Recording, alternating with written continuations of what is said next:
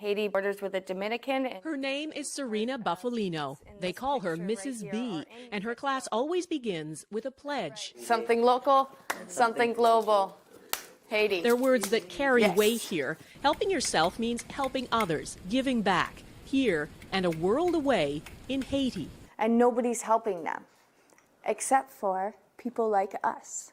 It was through her the class learned of Haiti, of the nearly 1 million orphans, many with no school, no support, no Mrs. B in their lives. They could not wrap their head around that. Mrs. B's students are among Toronto's most at risk. Their challenges vary from emotional and behavioral difficulties to learning disabilities. Their trauma so severe they can't function in a regular school setting, and we aren't allowed to show most of their classmates. For most of the kids, most of society has turned them away. And in this classroom, they're accepted. They're accepted no matter what for who they are. Take Yolanda. She came here last year so burdened and withdrawn, she would often fall silent, sometimes for days on end. It was, she says, Mrs. B's patience, her quiet encouragement, that saved her. She actually saves people's lives from dangers. And perhaps that's why these marginalized kids feel such a kinship with the orphans of Haiti and why they were moved to act. And so when Yolanda and Jackie and Patrick said, well, Miss B, we need to build them a school. Build a school, no easy task. They started out raising money. They sold samosas, washed cars, screened movies, you name it. And in just a few months, this little class raised $20,000. So much, it's not just a one-room schoolhouse they can build, but a full 3-story school. And so Mrs. B set off on a journey she'd dreamed of, up into the dusty mountains above Port-au-Prince to a town called Canaan. It's home to thousands of earthquake refugees who live with no running water, no electricity, and no school, until now. The first step was a temporary school. It's up and running. 53 students already in uniform. The permanent school for 250 is growing from its foundations. It makes me want to cry because she just makes me feel so awed, and I'm very proud of her. All of this because of a handful of students back in Canada and Mrs. B, the teacher who believed in them. These are for you. At another fundraiser, a special tribute to the students, accepted by someone who, without Mrs. B, might not be here. They believe in me and I believe in them, and together we not only change our lives, but we change the world around us. For inspiring great things and seeing the potential in everyone, Serena Buffalino is this week's Everyday Hero. This is the reason why I do what I do, is because of Yolanda and all the...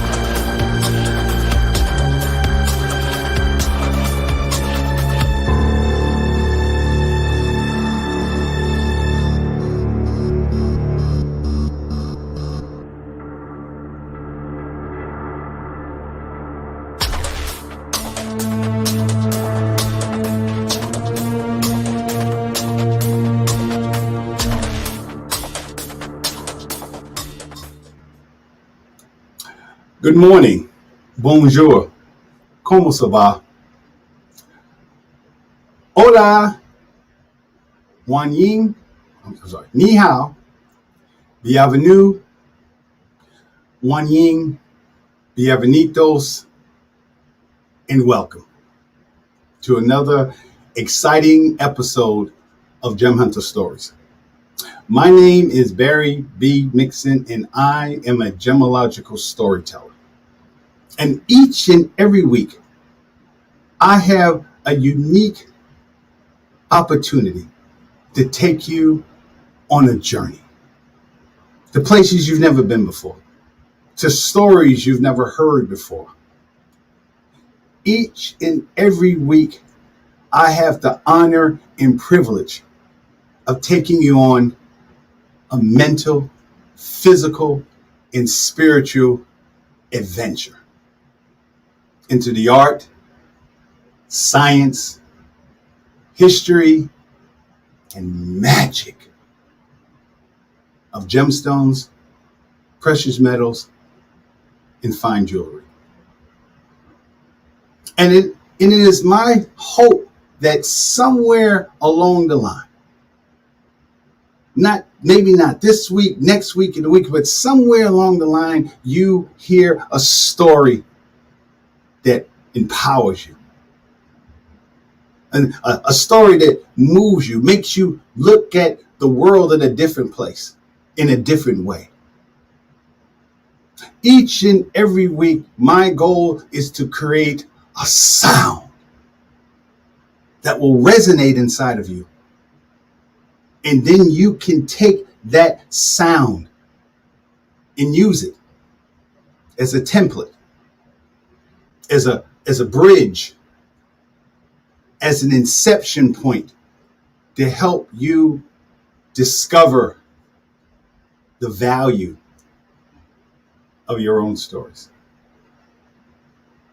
Not only just the stories of who you are, but the stories of the people around you, the stories of the people who allow you to see the world and that you share the world with every day. See, because when you begin to understand your story, the things that you've gone through in your life, then you begin to understand other people's stories.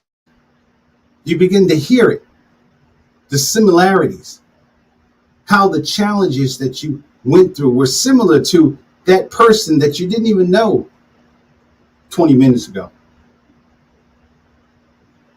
Think about the stories of the people who are right now suffering through a hurricane, a category 4, almost a category 5 hurricane, 157 mile an hour winds. In some parishes, it went to almost 180. Imagine what you've done. Imagine their story. Imagine the people who are now ready to be evicted from their homes during a pandemic. And I'm not here to talk about what side or what they just think about the people, the stories of the people who are going through that. Think about the people, the 11, my brothers and sisters, 11 Marines and an Army medic and a Navy personnel, Navy sailor, 13 people dying at the end of a war. Think about all the people who are still there. What of their story? There's been so much going on in the news, not to mention crime. I live in Chicago, and sometimes I can totally relate to the people living in Afghanistan. So I wanted to take time to kind of reset, to go back to understanding what this show is about. This show is about understanding the value of your story, of who you are as a person, what you mean to the world. Barbara had a post on her Facebook page that I thought that was really intriguing. It said, 2 of the most important days of your life was the day that you're born and the day you find out why. The two most important days in your life are the day that you are born and the day you find out why. Why? And in storytelling, that's called awareness. Remember we talked about that sound, passion, the 7 elements. Those of you who are brand new to the show, welcome again. I have a friend who says that she feels like she needs to take notes. So this is the time. I'll give you a second to get a piece of paper and a pencil, because today's show is going to be a little deep. 7 elements of every story: sound, passion, the hero, the antagonist. That's that obstacle that you got to go through, the most important part of the story. You don't have a story without the antagonist. Awareness, transformation, and then sound. And we'll probably do another show on the whole elements for those of you. For Fanny, hello, bonjour, Fanny. Fanny is a brand new viewer in Luxembourg. So Fanny, welcome, and welcome to your new home in Luxembourg. The day you were born and the day you find out why. That's awareness. And I wanted to read something to you that I've never really got a chance to completely flush out. And this was the beginning for me of understanding stories. And it comes from, of course, the book that changed my life is As a Man Thinketh. And I'll put I'll maybe send out a text, or my next post, I'll send out the title of it, As a Man Thinketh by James Allen. And there's actually 5 books in here, but the one that got me was a section called Visions and Ideals. And I'd just like to take a minute or two just to read it to you.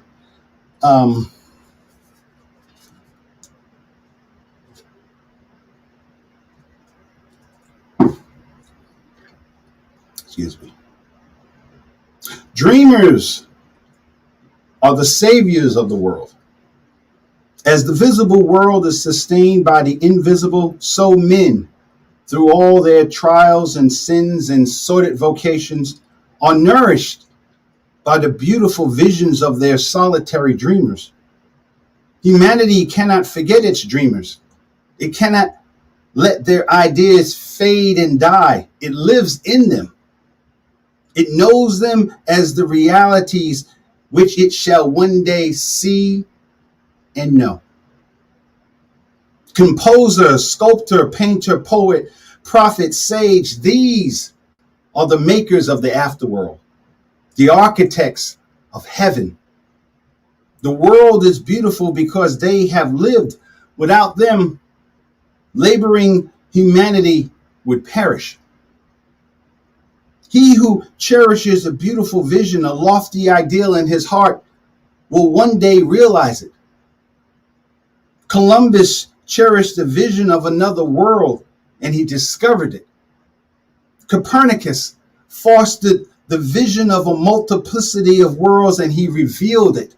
Buddha beheld the vision of a spiritual world of stainless beauty and perfect peace, and he entered into it. Cherish your visions. Cherish your ideals. Cherish the music that stirs in your heart, the beauty that forms in your mind, the loveliness that drapes your purest thoughts, for out of them will grow all delightful conditions, all heavenly environment. Of these, if you but remain true to them, your world will at last be built. To desire is to obtain. To aspire is to achieve. Shall man's basic desires receive the fullest measure of gratification, and his purest aspirations starve for lack of substance? No. Such is not the law. Such a condition can never exist. Dream lofty dreams, and as you dream, so you shall become. Your vision is the promise of what you shall one day be. Your ideal is the prophecy of what you shall at last unveil. The greatest achievement was at first and for a time a dream. The oak sleeps in the acorn, the bird waits in the egg, and in the highest vision of the soul, a waking angel stirs, dreams of the seedlings of realities. Though your circumstances may be uncongenial, they shall not long remain so, but perceive an idea and strive to reach it. You cannot travel within and stand still without. Here is the youth, hard pressed by poverty and labor, confined long hours in an unhealthy workshop, unschooled and lacking all the arts of refinement. But he dreams of better things. He thinks of intelligence, of refinement, of grace and beauty. He conceives of and mentally builds up an ideal condition of life. The vision of a wider liberty and a larger scope takes possession of him. Unrest urges him to action. And he utilizes all his spare time and means, small though they are, to the development of his latent powers and resources. Very soon, so altered has his mind become that the workshop can no longer hold him. It has become so out of harmony with his mentality that it falls out of his life as a garment is cast aside. And with the growth of opportunity which fit the scope of his expanding powers, he passes out of it forever.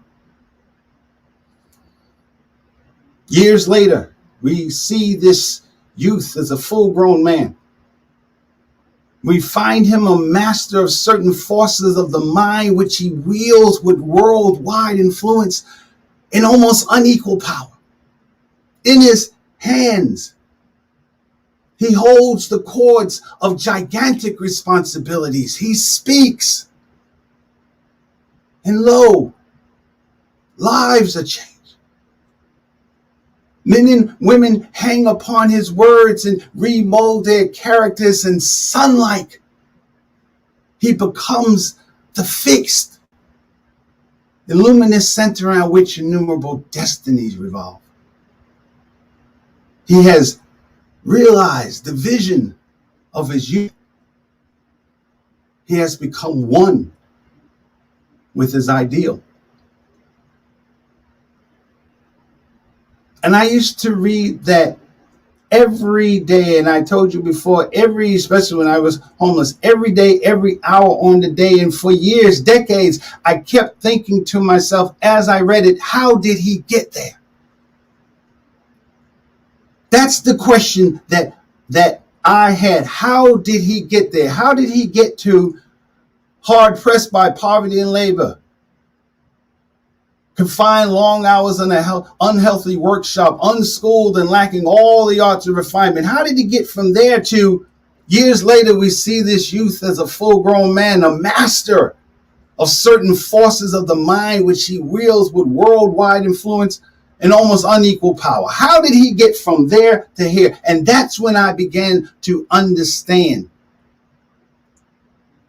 One, that it happened in his mind. The only thing that changed was his mind. He didn't get the homeboy hookup. He didn't get a lottery ticket win. Uncle Louie didn't die and leave him money. The only thing that changed was in his mind. And then I said to myself, okay, it's in your mind, but what do you have to do with it? And what you have to do, and this is the real secret, take notes, what you have to do is tell yourself a story. You have to package it.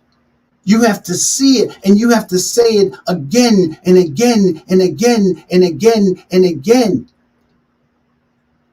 Because when you understand how a story works, there's certain rules. It has to have the sound. It has to have that passion.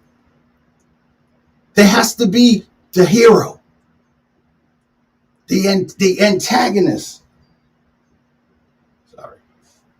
The antagonist, awareness, transformation, and sound again. It has to, because that's the way your mind understands it. As I told you a long time ago, we are genetically predisposed to understand stories.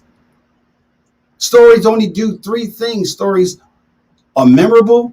Stories call you to action. And most importantly, a good story makes you need to tell a friend. So you have to tell yourself a story.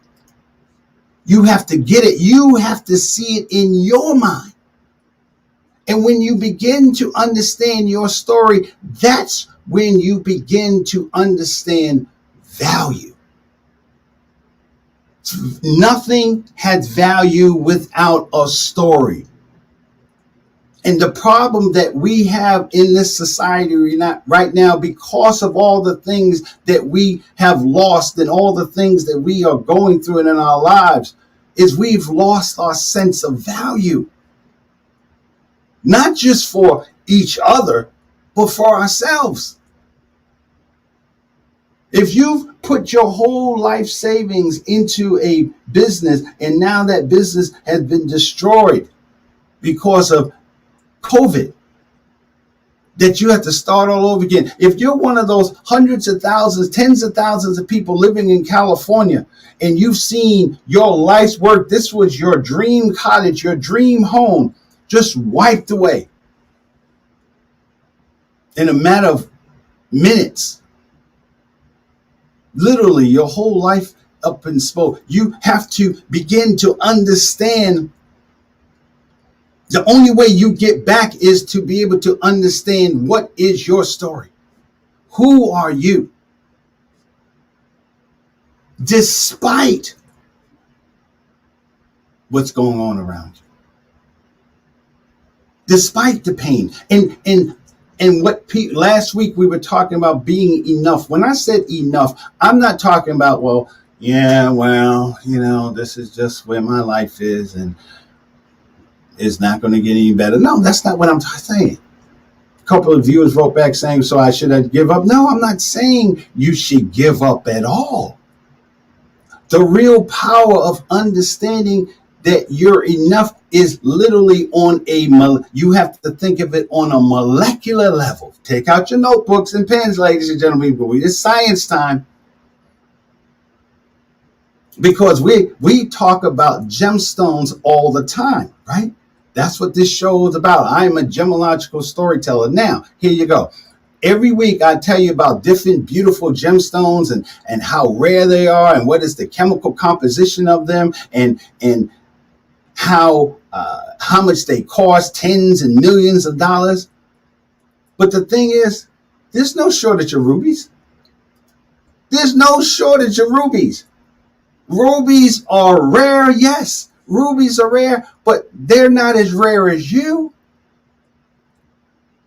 A ruby, as we talked about before, is made out of aluminum oxide. That's what a ruby is made out of. A ruby is made out of aluminum oxide. So let me just take a second on that.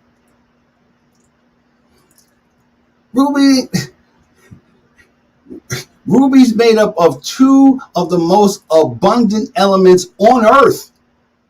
Oxygen is the most common element on the planet. On the whole entire planet, oxygen is the most common element. In fact, hydrogen, which is the most common element in the universe, in the whole universe, here on Earth, oxygen. In fact, hydrogen is number 10 in comparison to oxygen. And aluminum is the most common element. the most abundant element on the planet. So therefore, aluminum oxide are just two regular things.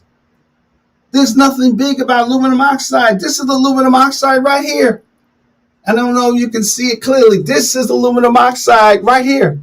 And I found it in a restaurant. I took a young lady out to lunch, and we went to a nice restaurant, and there was a whole trove of these. And I was talking to her about really the gem hunter and gemstones, and I looked over and I saw these rocks just sitting there, hundreds of them, hundreds of them, literally. And as I was looking at it, I said, I think that's sapphire. And I looked it up, and I always have my loupe with me, and I'm just like, yeah, this is sapphire. It's synthetic, but this is sapphire. And I asked the wait staff, can I have this? And she said, what is it? What is it? And I said, it's a sapphire. She said, oh my God, does it have value? And I said, no, well, these don't, as much as they pay for them, that's it. But they're not valuable because of the color. So my point is, when you begin to understand the power of value, you can think about rubies and their sister and its sister, sapphire. In fact, this month is sapphire. And ladies and gentlemen, to those of you who are born in September, happy birthday. Sapphire is your birthstone. Now, the thing about sapphire and rubies is ruby gets all the credit. Everybody loves a ruby. Oh my God, ruby, everybody loves rubies. Are like that person that you in school, that girl, that woman, but that young girl that was just beautiful all life. She started out just beautiful as a child. Oh, Jordan is so beautiful. Oh, your baby's so beautiful. Her hair, her nails, everything just worked. That was the girl that in school that just had the right shoes, the right dress, everything. All the boys went crazy over. That's a ruby. That's a ruby. And the same thing for guys. Rubies is a male, female kind of thing. No problem. Because rubies for guys, that guy that just, he's the school everything. For me, when I was a kid, there was this kid named David Johnson. David Johnson, for those of you from Jamaica, New York, hey, Jamaica, David Johnson was just the man. He was like the block jock. I mean, he was the captain of, I don't know how many teams he was on. The girls would go crazy over him. The girl that I liked, oh, she didn't even pay attention to me. All she was like is, hi, David. David was a ruby. And so rubies get more credit than sapphires because, oh, it's a ruby. But you know what? When you understand your value, when you begin to understand your value, you don't even care about a ruby anymore. You don't care about what is happening with the ruby because you begin to know who you are. In fact, sapphires feel sorry for rubies. Or, they just look at them and go, and I'm a ruby. And sapphires go, okay, that's nice. See, because a ruby is made out of aluminum oxide with a hint of chromium. That's what makes it special. So you got aluminum oxide everywhere. And you have the earth is made up of 0.0014 of chromium. That's it. That's what makes a ruby special. You take, this is the molecular structure. See this beautiful stone? This is what it looks like without clothes on. Okay, but just down to the molecular level. And guess what? This is the exact same structure of sapphire. The only difference is instead of chromium, it has iron and titanium. It has iron and titanium, different level. So the reason why sapphire is not tripping on all the press that ruby gets, because a sapphire knows what it is. A sapphire knows that it can be different colors, pink and orange and purple and green and rust, magenta, green, pink, yellow. Sapphire can come in all these different colors. So sapphire knows its value, and it knows it can be anything it wants. And when we come back, I'm going to tell you how that directly relates to you.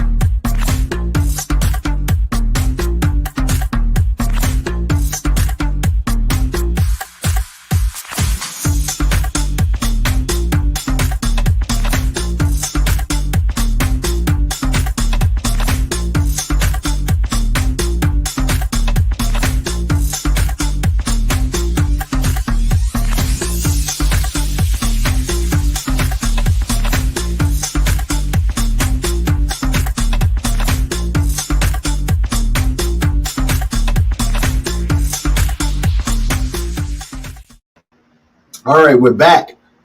I couldn't wait to get back because this is how it relates to you.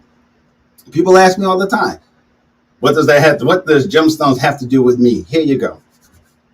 So we talked about rubies, and I told you that rubies and sapphires are the same stone. The difference is that a ruby has only one selection. It is rare. It is beautiful. It is gorgeous. A ruby is just hauntingly beautiful, and it is one of the most valuable gemstones, along with emeralds, which kind of do the same thing, but there's nothing on the same level. So rubies and sapphires are both called corundum. And the difference between a ruby and a sapphire is that a ruby uses chromium to get that red color, and a sapphire uses different levels of or percentages of iron and titanium. Same structure, different colors. All the different colors, these are all sapphires. These are all sapphires. So now, how does that relate to you? So if you understand that what we're talking about is molecules. You're a molecule, you are assortment, all of us are assortment of molecules that are put together. So for a ruby and a sapphire, it's aluminum oxide. Rubies have chromium.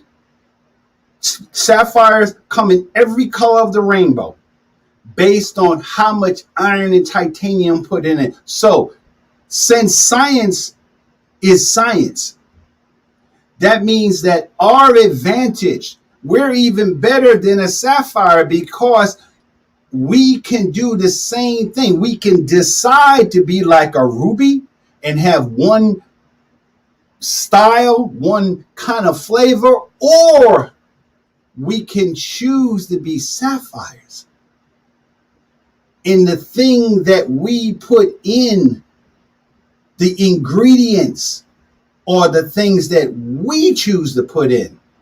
I'm going to let you think about that for a second. If as a man thinketh, if we said that as a man thinketh, the way you get to understanding value is through a story.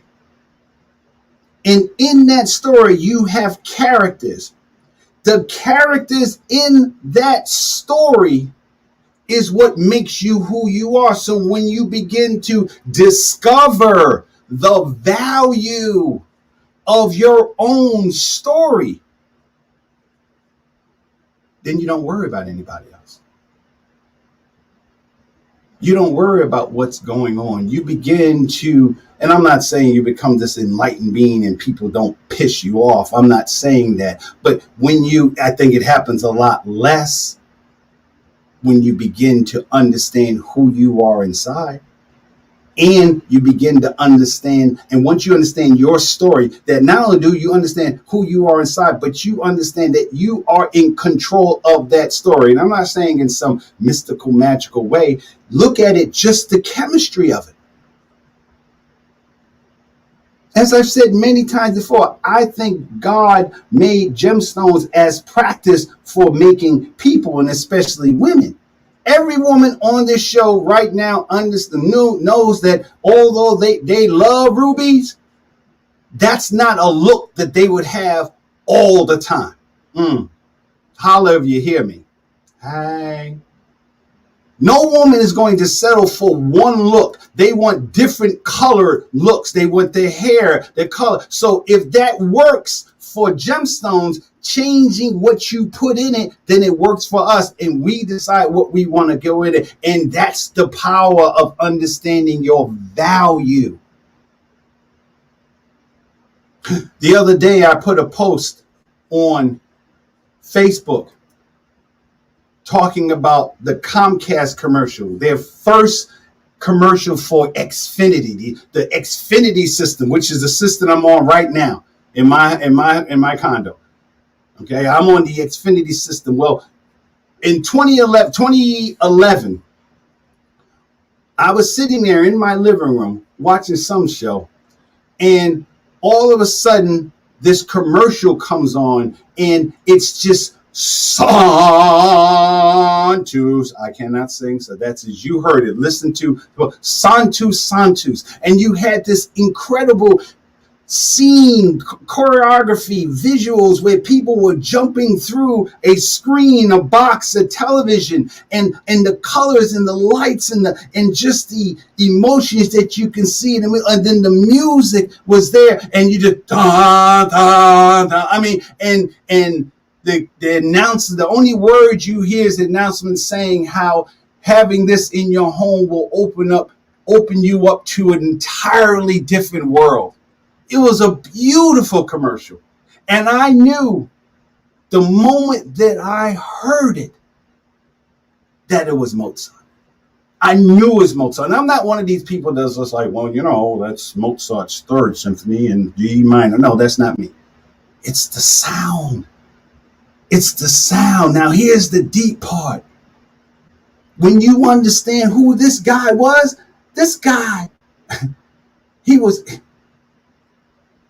when he created his first concerto when he was 4.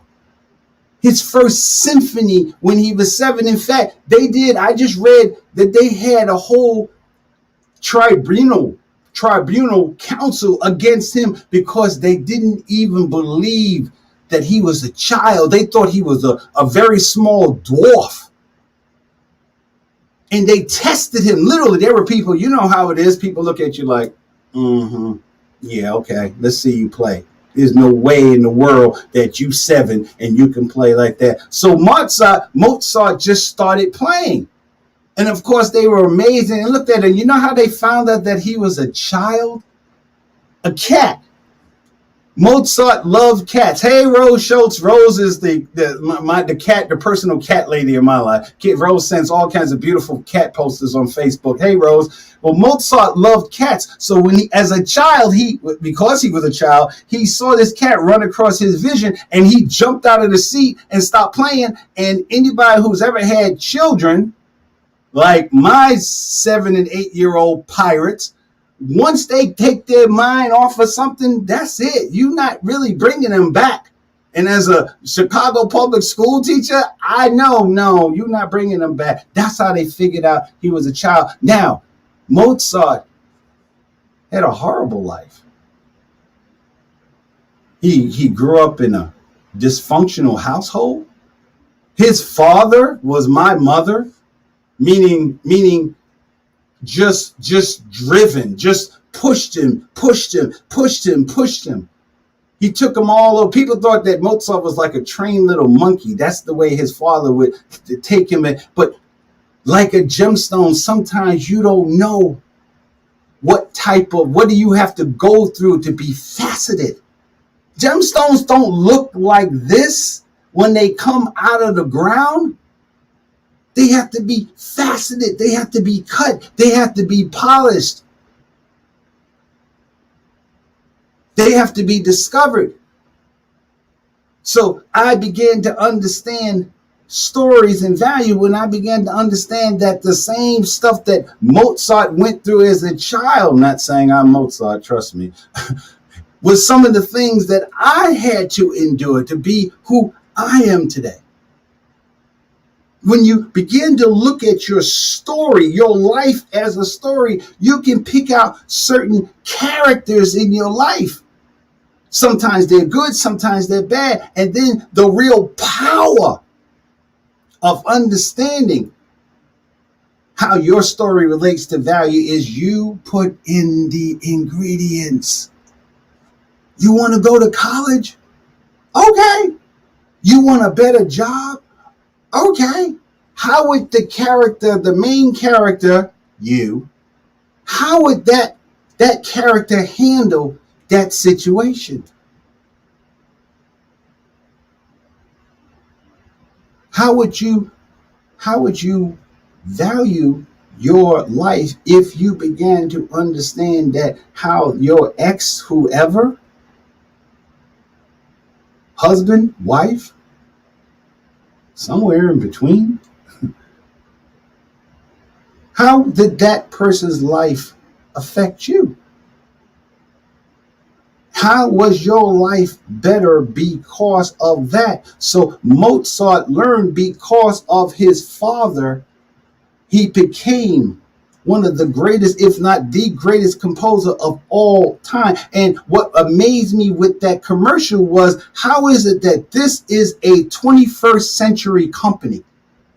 Comcast is the second largest telecommunication company in the world. They had everybody they could have selected, from Elvis, rock and roll, hip hop, everybody. You know, Miles Davis. I mean, just so many rich, Michael Jackson. They could have picked so many different songs. The Rolling Stones to bring out their masterpiece, the Xfinity system, and they chose a man that only lived to 35 years of age. A man who was a workaholic, a man who's had 6 kids and 3 of them died in infancy. Most of in fact, he had 7 or 8 kids in his family. He was like the next to last, and 5 of them died in infancy. This is a man that was broke. He died penniless. He was in extreme debt. And because his attitude, he knew he was Mozart. He knew it. So people didn't like him. People thought he was arrogant. Yeah. So he couldn't get jobs. He drank a lot. He worked and drank a lot. So his home life wasn't. And yet this was the story that Comcast chose to introduce their new system. And the first thing I thought was, it's about the story he left behind. That somewhere in that madness of his life, he discovered why he was there. He discovered why the day that you find out why you exist. Why you exist. That's the day. Why you are here. That's the power of understanding your value. See, gemstones do it on a molecular level, and you can see it. As a gemologist, we are trained to look at different characteristics. As my mentor, Robert James, says, the president and founder of the International School of Gemology, what he said was, When you're doing gem identification, it is you look for what it's not. What is it not? So if it's red, it's not a sapphire, it's a ruby.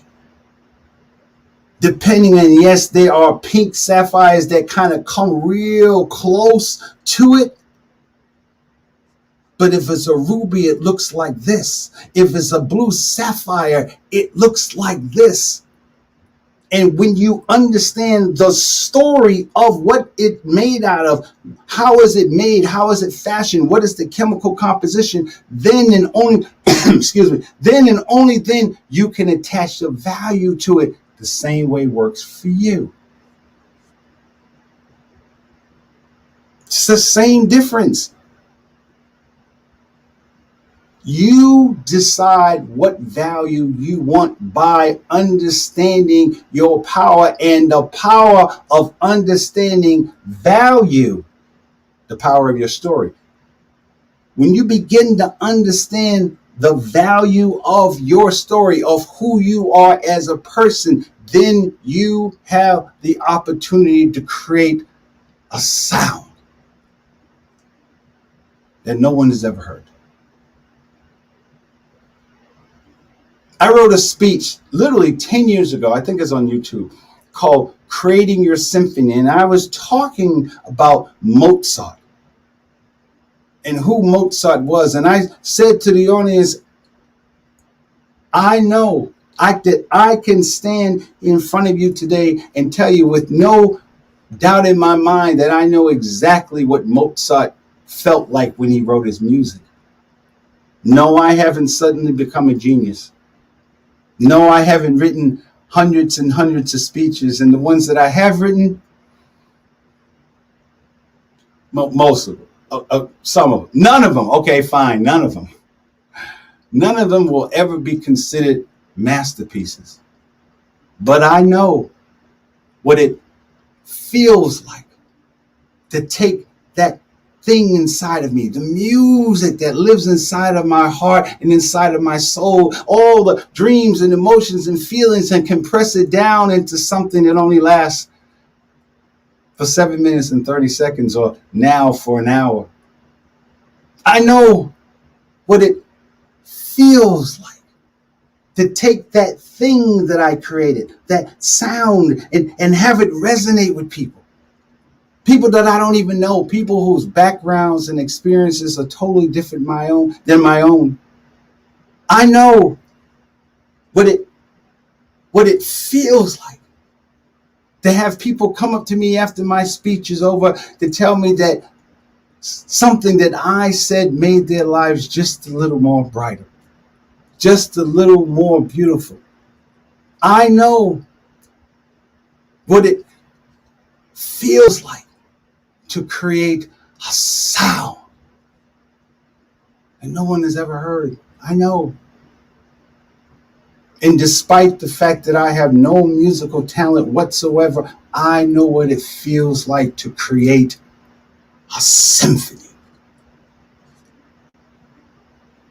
And the reason why I can say that is because I discovered the value of my own story.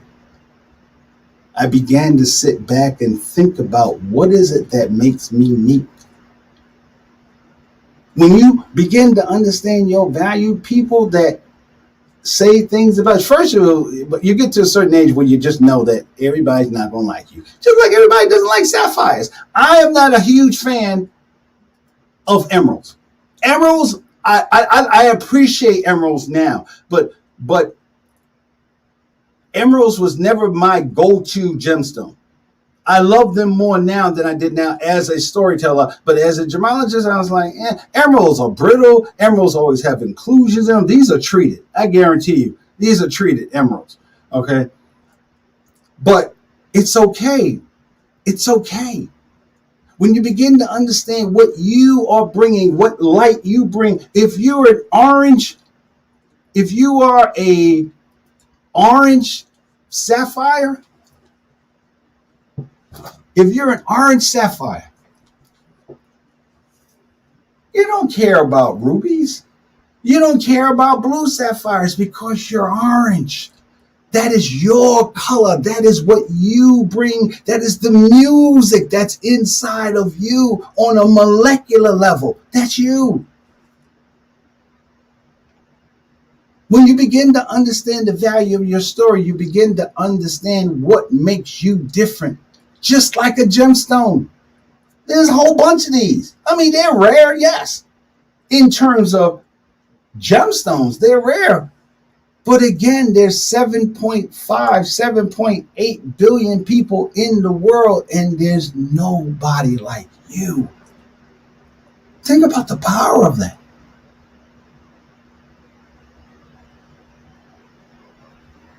Think about the power of, when you look in the mirror, there's only one you. And if you look in the mirror and you don't like what you see,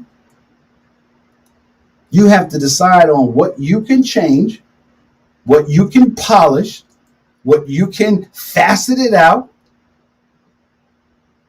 based on what your molecular structure is.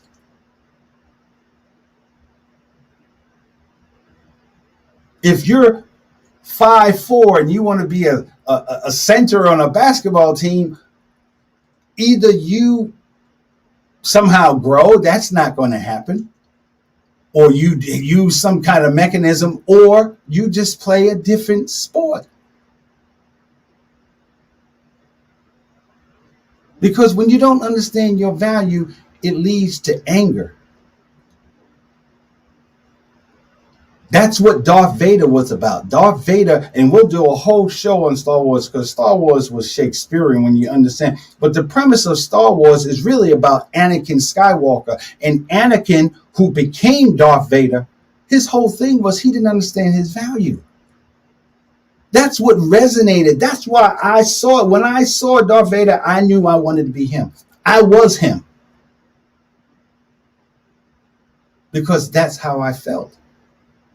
I didn't know my value.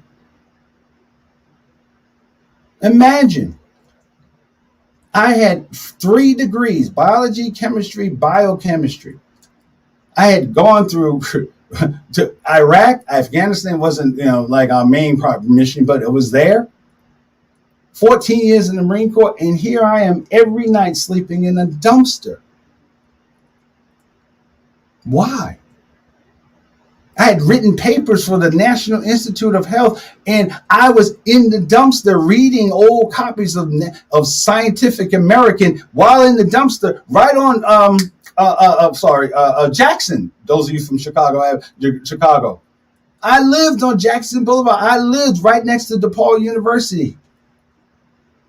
Why? Because I didn't know my value. So today's show was literally, I want people to start thinking about not only just your own value, but the value of the people around you. What is their value? What did they have? Who are they? Who are they? Who were they before the pandemic, before the hurricane, before being evicted, before coming back? I work with vets, and they have to come back from a war that they realize that they lost. But what I do is I get them to tell their story, to begin to discover their value. The story, and then discover their value. So, I hope you enjoyed today. Again, always, as I always say, and take a moment, take some time in your day to discover not only your own value, but those of the people around you. Give them a hug, give them a kiss, and recognize, look at them and learn their story, and therefore discover their value. I'm Barry Mixon. I look forward to seeing you next week. Au revoir.